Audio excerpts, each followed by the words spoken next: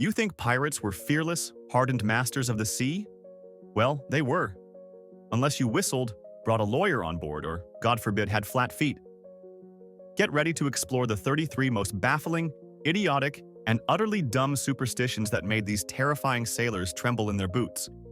This is the secret history of pirate paranoia. 1. Throwing a cat overboard wasn't just cruel. It was like sending a handwritten invitation via a cannon directly into the face of a weather god, asking him to please come over and end your entire career. Cats on ships were not pets. They were furry, four-legged deities of chaos management who held the very fabric of the atmosphere hostage. It was believed that a ship's cat personally negotiated with the wind and waves on a daily basis. Tossing one overboard was a catastrophic breach of that sacred contract. The cat wouldn't just drown. It was believed it would use its 9 lives to file 9 separate supernatural lawsuits against you, each resulting in a personalized hurricane. You'd be hunted by squalls shaped suspiciously like a cat's paw. For this reason, the ship's cat was the true captain. It could sleep wherever it wanted, eat your dinner, and if it knocked your sextant into the sea, it was your fault for putting it there. 2. Catching sight of a lawyer just before setting sail was considered a more dire omen than finding out the rum supply was actually just brown-tinted water.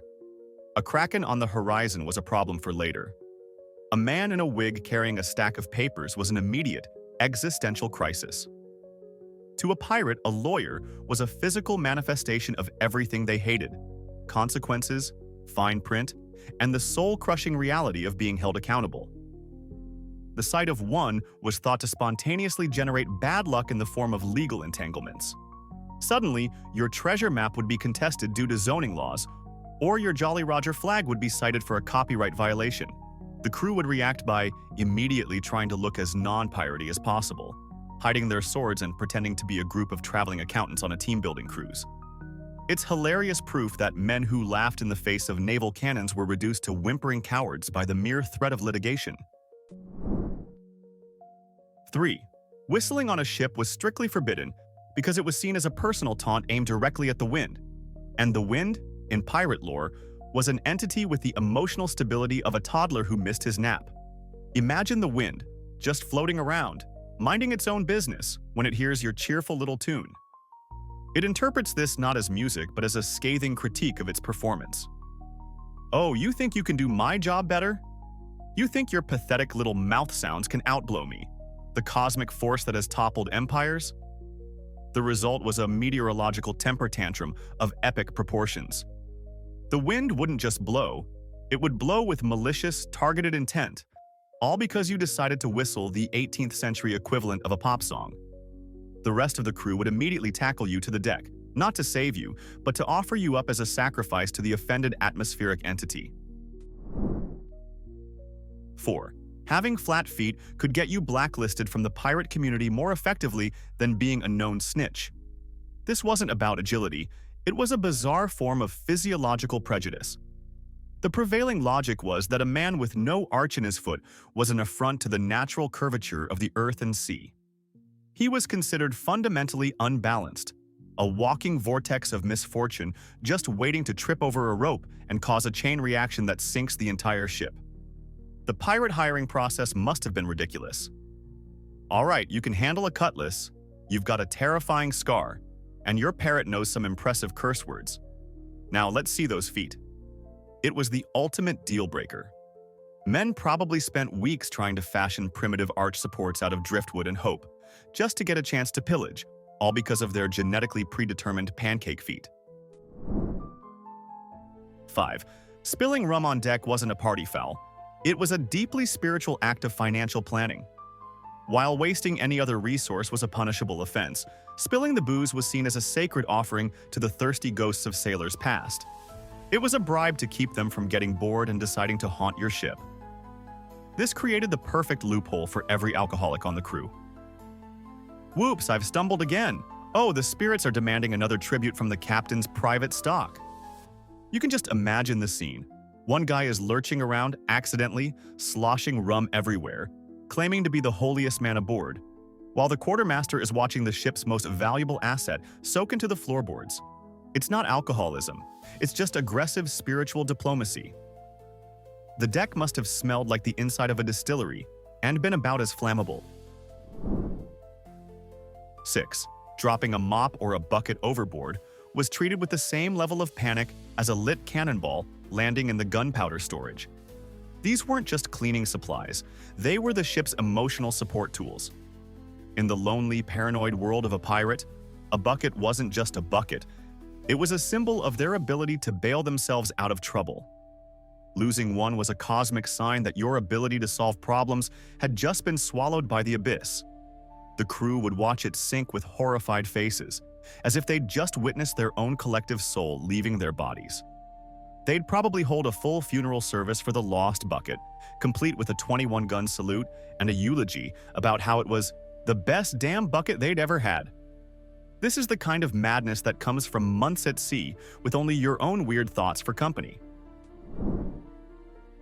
7. An upside-down loaf of bread on the galley table was a culinary omen of such terrifying power it could make a grown man with a wooden leg weep. This wasn't just bad kitchen etiquette, it was like drawing a pentagram on the deck in goat's blood and personally inviting Satan over for dinner. Bread represented life and sustenance, so turning it upside down was symbolically killing the entire ship. The ship's cook would guard his loaves like a dragon hoarding gold, ready to attack anyone who disrespected the sacred carb. If a loaf was found inverted, it would trigger a full-scale investigation. Who did it? Was it a curse? Is the ship about to be eaten by a sea serpent? All because a piece of baked dough was facing the wrong direction. It proves that for all their toughness, pirates had the anxiety levels of an over-caffeinated chihuahua. 8. Sighting the Flying Dutchman was the maritime equivalent of getting a text message from the Grim Reaper that just says, "On my way." This ghost ship wasn't just a spooky campfire story. It was a certified, grade A, pants-soilingly terrifying omen of inescapable doom. The legend was that seeing its spectral form on the horizon meant your ship and everyone on it was already dead. You just hadn't gotten the memo yet. The fear wasn't just of death, but of the creepy administrative task that came with it. The Dutchman's crew would supposedly try to give you letters to deliver to people who had been dead for centuries. So not only are you about to die a horrible death, but first you have to deal with the universe's most inefficient and spooky postal service. No wonder they were terrified. It's the combination of ultimate doom and a really annoying errand. 9. Killing an albatross was not just frowned upon, it was the social and spiritual equivalent of walking into the ship's mess hall and punching the captain's mother. This wasn't about animal cruelty, it was about soul tampering. Sailors genuinely believed that these massive, slightly goofy-looking birds were the reincarnated souls of their dead shipmates. So, shooting one was basically murdering your old buddy Dave for the second time. The curse that followed was said to be a special kind of awful, a bespoke damnation tailored just for you. Your water would turn to slime, your food would rot, and you'd be forced to wear the dead bird around your neck like a grotesque, feathered statement necklace of shame. It's the ultimate "I told you so" from the spirit world, a feathered IOU for one very bad decision. And you thought your HOA had strict rules. 10. A bell that rang by itself was the ship's official "someone's about to die" alarm. This wasn't a charming, whimsical event, it was the sound of an invisible Grim Reaper doing a sound check. According to the lore, every ship has a guardian spirit, and the bell ringing on its own was that spirit's way of saying, "Attention, Kmart shoppers, we've got a code dead on aisle 3. The eerie clang would send a wave of cold dread through the entire crew, turning a deck full of hardened killers into a paranoid neighborhood watch. Everyone would start giving each other the side eye, wondering who was about to kick the bucket. Is it you, One-Eyed Jack? You've been coughing a bit lately. It was the most stressful and least helpful warning system ever devised. It's not telling you what the danger is, just that it's coming. Good luck sleeping after that. 11. Placing silver coins under the mast was a non-negotiable part of ship construction, basically a prepaid cosmic fairy toll. This wasn't for good luck in this life, but for good finances in the next one. The idea was that if the ship went down and you drowned, your ghost would need cash to pay Charon, the mythical ferryman of the river Styx, for passage to the afterlife. It's a hilarious mix of Greek mythology and practical accounting. These guys were planning for their own damnation, making sure their ghostly selves wouldn't be stuck on the wrong side of the river, trying to haggle with an ancient deity. It's like a 401k for your soul. It proves that even in the face of a watery grave, a pirate's first thought was, "But how will I pay for things?" The hustle truly never stopped, not even after death. 12. Tossing coins overboard when you saw a whale was a desperate, panicked bribe to a creature you believed was a sentient and possibly very judgmental god of the deep. It wasn't an act of wonder. It was a protection payment. The logic was that the giant, barnacle-covered beast might mistake your ship for a floating snack. So you'd chuck a handful of your hard-earned plunder into the sea, hoping the whale would be distracted by the shiny things, like a massive, blubbery cat with a laser pointer. It was an offering that said, "Please, Mr. Whale, sir, accept this humble donation and do not smash our home into a million pieces. We taste terrible, I promise." You can just picture the whale sighing, thinking, "Oh great, more pocket change. I was hoping for a ship full of herring this time." It's a testament to how little they understood marine biology and how much they respected the universal power of cash. 13. If your hat fell overboard, you might as well just jump in right after it. This was considered a one-way ticket to Davy Jones's locker. The superstition stated that the sea had accepted the hat as a down payment for your head. It was as if the ocean saw your hat, said, "I'll take that, and I'll be back for the rest of you later." And there was absolutely nothing you could do about it. The hat falling was a formal, binding contract for your demise. Your shipmates wouldn't even try to turn back for it. They'd just look at you with pity, as if you'd just been diagnosed with a terminal case of imminent drowning. They'd probably start divvying up your belongings right there on deck. Well, Bill's a goner, dibs on his boots. A lost hat wasn't an inconvenience. It was a death sentence delivered by your own terrible luck and a sudden gust of wind. 14. A baby born with a caul, a thin membrane covering its head, was seen as a biological superhero. This piece of birth tissue was believed to grant the owner the power of being unsinkable. It was the ultimate life insurance policy. As a result, these cauls were harvested and sold to sailors for exorbitant prices. Imagine the creepy marketplace for that. Step right up, get your genuine, baby-fresh anti-drowning head membrane here, guaranteed to keep you afloat. Sailors would carry these dried-up pieces of human tissue in little pouches, convinced it made them invincible to the sea. It's a level of morbid desperation that's both horrifying and darkly comical. You're entrusting your life not to skill or a sturdy ship, but to a piece of birth byproduct you bought from a shady guy on the docks. That's some serious faith-based investing. 15. Stirring your tea with a knife was a surefire way to stir up a mutiny. This wasn't about hygiene or scratching the good china. It was about inviting conflict. The act of using a weapon, an object of violence, for a mundane task like making tea was believed to magically infuse the entire ship's atmosphere with bad vibes, arguments, and general hostility. It was like casting a spell for everyone to be a jerk today. You could be the most peaceful guy on the ship, but if you stirred your Earl Grey with your dagger, you were single-handedly responsible for the fistfight that broke out over who ate the last sea biscuit. It's a classic example of confusing correlation with causation, but for pirates, it was an ironclad rule. Knives are for stabbing, spoons are for stirring. Don't cross the streams. 16. Spilled peas in the cargo hold were the vegetable equivalent of a ticking time bomb. Of all the things to be afraid of, pirates chose peas. The belief was that if a sack of dried peas broke open and they rolled across the floor, it would summon a violent storm. Why peas? Nobody knows. Maybe Neptune had a traumatic childhood incident involving mushy peas. Or maybe the sound of them rolling around mimicked the sound of hail on the deck. Whatever the reason, a spilled bag of legumes would cause more panic than a cannonball. The crew would be on their hands and knees, scrambling to pick up every last pea as if their lives depended on it, because in their minds, they absolutely did.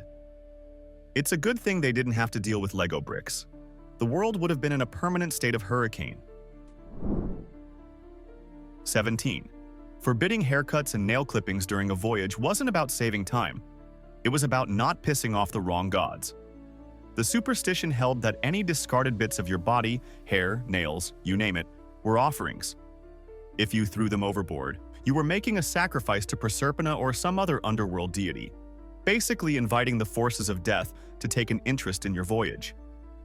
This created a crew of men who, after a few months at sea, looked less like sailors and more like a roadie crew for a 1970s heavy metal band. The ship must have been a floating festival of glorious manes, untamed beards, and horrifyingly long fingernails. It wasn't a fashion choice, it was a spiritual defense mechanism. You didn't want to get on the bad side of an ocean god just because you felt like a trim. So, you embraced the Sasquatch look and hoped for the best. 18. Renaming a ship was considered the maritime equivalent of identity theft, and it was a crime punishable by immediate and total disaster. Every ship was believed to have a soul, or a memory, stored in its planks. Changing its name was like giving it amnesia and a severe identity crisis. The ship would become confused, angry, and unlucky, like a forgotten golden retriever that decides to burn down the house. It would forget how to navigate, lose its ability to find favorable winds, and probably start attracting barnacles with a personal vendetta. You didn't just buy a ship, you entered into a sacred relationship with a large, moody piece of wood. To rename it was to disrespect its entire history. So if you bought a ship named the Bouncy Betsy, you were stuck with it. You just had to lean into the absurdity and hope your enemies died of laughter before they could fire their cannons. 19. Davy Jones's Locker wasn't a cool pirate hideout. It was the official brand name for the bottom of the ocean, and getting sent there was the ultimate corporate downsizing. This wasn't a treasure chest.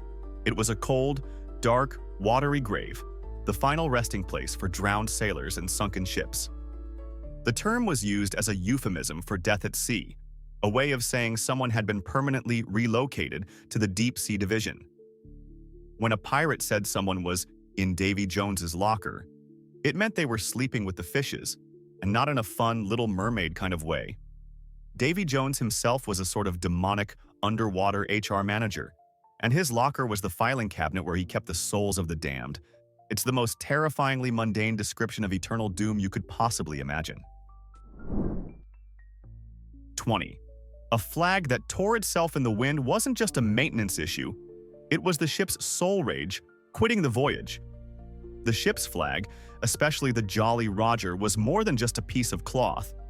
It was the living embodiment of the vessel's spirit and intent. If it shredded itself in a gale, it was a clear and unambiguous message from the ship itself saying, "I'm done. This whole sailing thing is not for me anymore. I'm out." For the crew, this was a catastrophic omen. If the ship's own spirit had given up, what chance did they have? It was like the engine in your car suddenly sighing and turning to rust out of sheer boredom. It meant your vessel was no longer a willing participant in your adventures and was probably about to actively sabotage the journey, likely by finding the biggest rock in the ocean and hugging it. 21. One or two seagulls landing on your ship was fine, maybe even a little quaint. But if 3 seagulls landed together on the mast, it was time to update your will. This wasn't a charming flock of birds. It was a feathered tribunal sent to announce an impending death. In the world of pirate superstition, the number 3 was highly suspect, and 3 gulls were basically the 3 horsemen of the avian apocalypse. They'd just sit there, staring, silently judging the crew and deciding who was next on the chopping block. You can imagine the paranoia. Why are they looking at me like that? Did they see me take that extra biscuit? It's a perfect example of sailors having way too much time on their hands, to the point where they started interpreting the seating arrangements of local wildlife as a direct threat on their lives. 22. Seeing a cormorant, however, was like seeing a majestic, feathered angel sent from heaven. After dozens of omens about death, storms, and spiritual audits, the humble cormorant was a rare sign of good news. Because these birds typically stay close to shore, spotting one meant that land was near. For a crew that had been at sea for months, subsisting on stale biscuits and rum, this was the equivalent of winning the lottery. It meant real food, fresh water, and a chance to stand on ground that didn't move. The sight of this one slightly awkward-looking blackbird could boost morale more than a chest full of gold. It was the only bird that wasn't secretly a harbinger of doom or the reincarnated spirit of your dead uncle. It was just a bird, and thank God for that. 23. Looking back at the shore as your ship departed was a huge no-no because the sea was believed to be a jealous and possessive lover. Staring longingly at the land you were leaving was a sign of doubt and indecisiveness. The sea would see this, get incredibly offended, and think, "Oh, so you'd rather be back there, huh? You think the land is better than me? I'll show you." And then it would promptly whip up a storm to punish your lack of commitment. It's the ultimate toxic relationship. You had to show the ocean your undivided attention and loyalty from the moment you set sail. So, no matter how much you were going to miss solid ground or non-salty food, you had to stare straight ahead at the endless blue horizon and pretend you loved it or risk a very wet and violent breakup. 24. Nailing a horseshoe to the mast was the 18th century equivalent of installing antivirus software on your computer. It was the go-to, all-purpose good luck charm, a piece of old-school technology guaranteed to ward off evil. Witches, ghosts, the devil, annoying sea spirits. None of them could apparently stand the sight of a rusty piece of curved iron. The logic was that evil forces couldn't cross iron, and the U-shape would trap any bad luck that happened to be floating by. It was the ship's firewall, its magical dream catcher. While everyone else was worrying about flat-footed crewmates and whistling, the guy who nailed up the horseshoe could sit back, relax, and feel smugly secure in his superior supernatural defense system. It was cheap, it was easy, and it probably made them feel like they had at least some control over their ridiculously dangerous lives. 25. Pointing your finger at a distant island was considered incredibly rude, not to the island but to the cranky, easily offended spirits that lived there. It was the supernatural equivalent of walking up to a biker gang and pointing at the toughest guy's girlfriend. You just didn't do it. The belief was that islands were the private homes of gods, ghosts, or other magical beings who really valued their privacy. Pointing was seen as an aggressive act, a challenge, or an invitation for them to come over and introduce themselves, usually by summoning a localized typhoon or a swarm of cursed sea monkeys. So, if you wanted to indicate an island, you had to use a whole hand gesture, a vague nod, or just shout, "Hey, look at that giant dirt pile over there." It was a matter of divine etiquette. You wouldn't point at someone's house in a fancy neighborhood, and you certainly wouldn't do it to an island full of vengeful phantoms. 26. Pouring wine on the deck before a long voyage wasn't a clumsy accident. It was a carefully calculated booze-based sacrifice. Think of it as a pre-flight cocktail party for the sea gods. This tradition, which goes all the way back to the ancient Greeks and Romans, was a way of buttering up the deities who controlled the weather.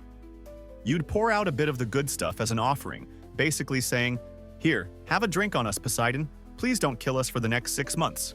Cheers." It was a gesture of respect, a hope that the gods would be too busy enjoying their wine to bother with smiting your ship. Of course, this also meant that part of the precious alcohol supply was immediately wasted on the floorboards.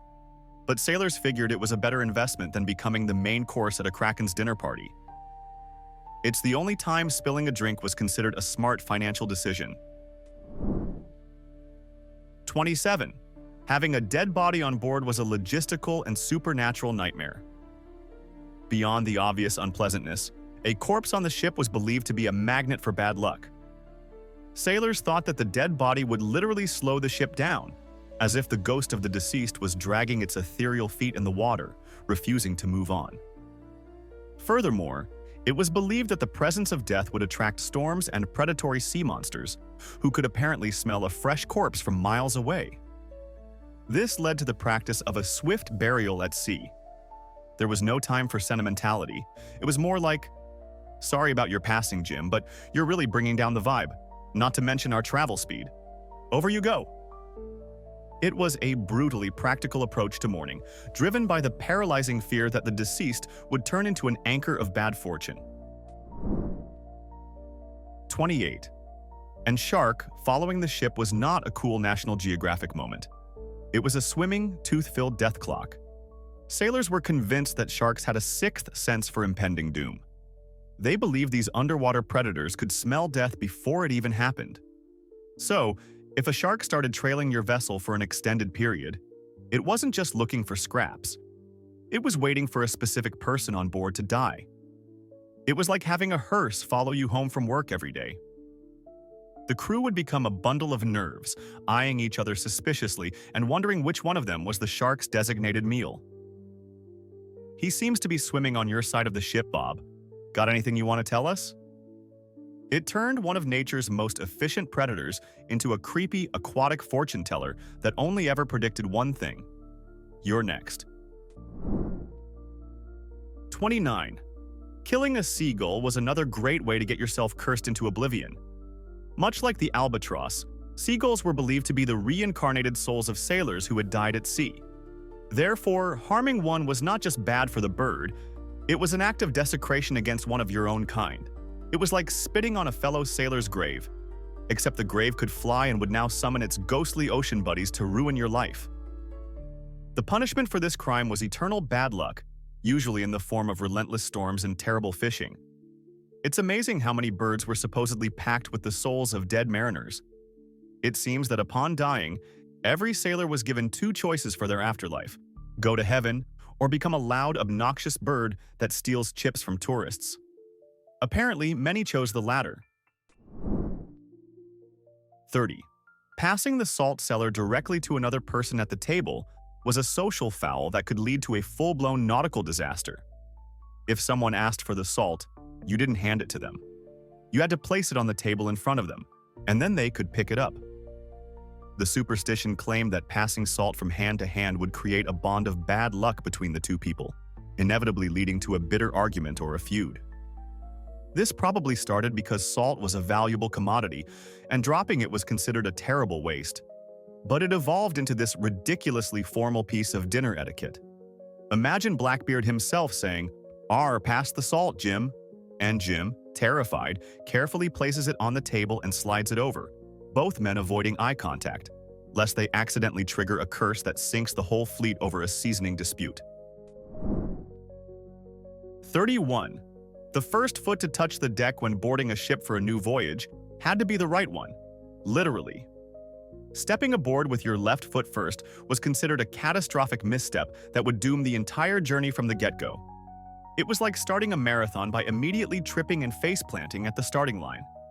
Sailors would awkwardly shuffle and contort themselves at the gangplank to ensure their right foot landed first.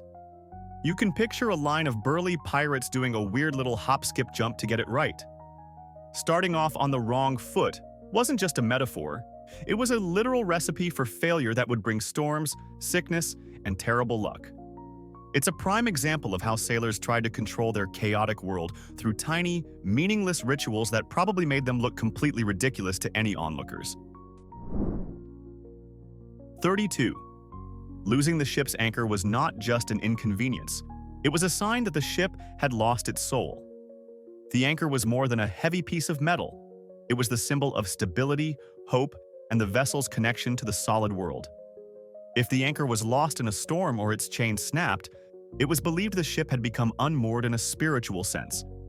It was now a homeless drifter, a ghost ship in the making, doomed to wander the seas without purpose forever. The crew would see it as a sign of irreversible bad fortune, that their vessel had given up and was now just waiting to die. Finding a replacement anchor wouldn't fix the problem. The original soul was gone. It's a strangely poetic and deeply pessimistic view to take about losing a piece of equipment. 33. Clapping your hands on board was strictly forbidden because the sound was believed to mimic the sound of thunder, and the last thing you wanted to do was give the sky any bright ideas. This wasn't about respecting a quiet work environment. It was about not provoking a meteorological deity who was apparently very easily influenced. Imagine the scene. The crew just successfully plundered a merchant ship, and in a moment of celebratory joy, a new recruit starts applauding. The entire crew would dive on him like he just pulled the pin on a grenade. The logic was simple and profoundly stupid. Clapping sounds like thunder. Thunder means a storm is coming, therefore, clapping summons a storm. It's like the universe was a giant, voice-activated smart home, and the command for "unleash hell" was the sound of applause. So, no standing ovations, no polite golf claps. All celebrations had to be conducted through quiet nods of approval, or more likely, just by drinking more rum. 33 sea superstitions later, and honestly, every single one feels like a fever dream with a captain's hat. But here's the real question. Who's more disconnected from reality? The sailor who feared a falling mop, or the person today who rejects dates based on star signs? I expect absolute chaos in the comments. If this historical madness made you laugh even once, smash that like button like it's a lucky horseshoe, and subscribe, because things are only getting weirder from here.